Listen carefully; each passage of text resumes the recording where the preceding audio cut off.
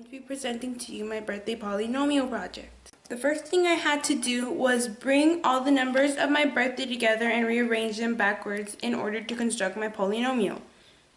The numbers of mine were 9, 9, 9, 1, 5, 1, 0, 1. That's for October 15, 1999. So once you have your polynomial, you can adjust the signs to your preference to find that graph that best suits your personality. Mine turned out to be, as you can probably notice, I don't have a single x to the first power because that number was a 0 and that just doesn't have, there's no point in having it there, so I just left it out. And this is what my graph turned out to be.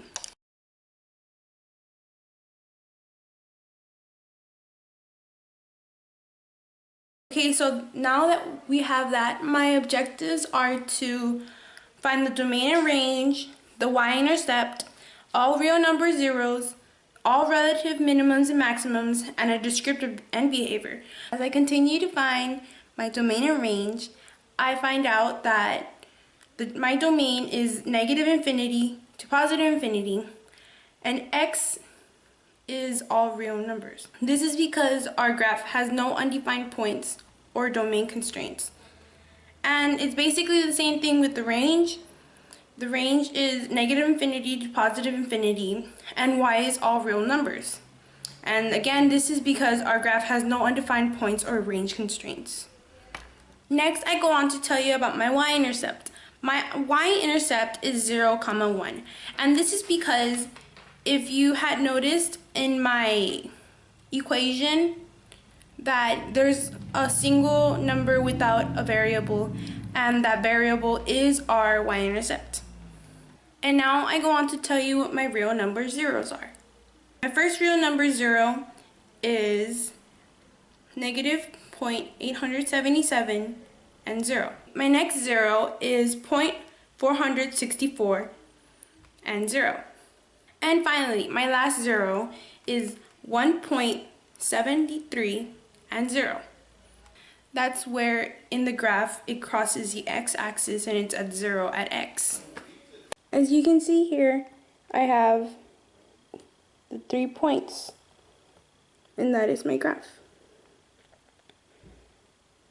1.73, 0, 0.464, 0, and negative 0.877, and 0. So next I go on to tell you about my minimums and my maximum. But first I'm going to tell you about my maximum because it's easier to find.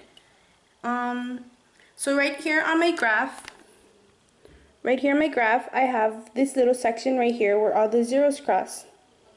Well, the highest point right here is negative 0.677, 1.71, and that's our maximum.